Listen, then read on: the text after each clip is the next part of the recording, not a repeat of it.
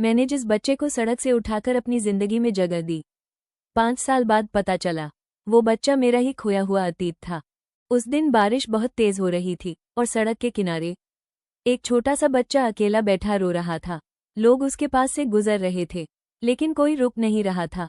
मुझे नहीं पता क्यों, लेकिन उस बच्चे को देखते ही मेरे दिल में एक अजीब सा दर्द हुआ, जैसे उसका मुझसे कोई रिश्ता हो। मेरा नाम रचना है और मेरी जिंदगी बाहर से जितनी खुश दिखती थी, अंदर से उतनी ही खाली थी। मेरी शादी को 5 साल हो चुके थे, लेकिन आज तक मैं मां नहीं बन पाई। डॉक्टर, दवाएं, दुआएं, सब कुछ कर लिया, लेकिन हर बार सिर्फ निराशा ही हाथ लगी। जब भी मैं किसी बच्चे को देखती, दिल अंदर से टूट जाता।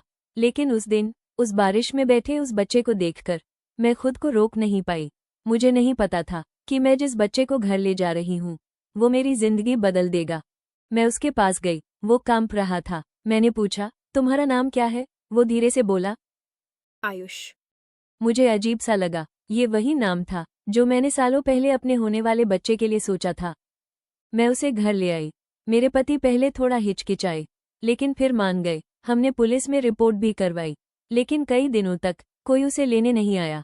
लेकिन धीरे धीरे कुछ ऐसी बातें सामने आने लगी जिसने मुझे अंदर से हिला दिया। वो बच्चा मेरी हर आदत से मेल खाता था।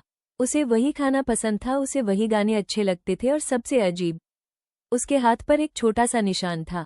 उसी निशान को देखकर मेरे दिमाग में एक पुरानी याद वापस आई। 5 साल पहले जब मैं प्रेग्नेंट थी, एक दिन अचानक मुझे तेज दर्द हुआ। मुझे अस्पताल ले जाया गया। डॉक्टर बाहर आए और कहा, बच्चा नहीं बच पाया। लेकिन उस दिन डॉक्टर ने कुछ ऐसा कहा था जिसे मैंने तब नजरअंदाज कर दिया। उन्होंने कहा था, हमें खेद है।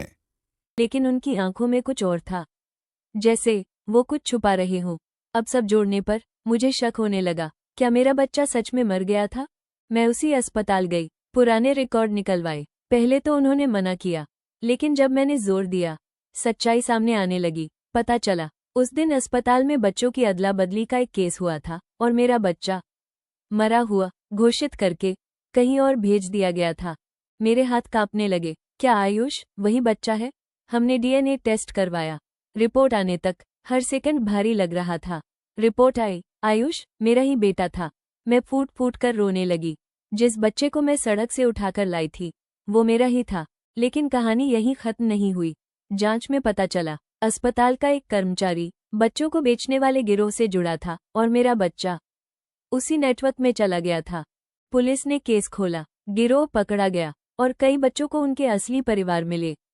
आज आयुष मेरे साथ है, मेरे पास, मेरा अपना बच्चा। उस दिन मुझे समझ आया, कभी कभी जिसे हम किस्मत का खेल समझते हैं, वो असल में सच छुपाने की साजिश होती है। अगर इस कहानी ने आपको भावुक कर दिया हो तो वीडियो को लाइक जरूर करें और कमेंट में बताइए कि आप किस्मत पर विश्वास करते हैं।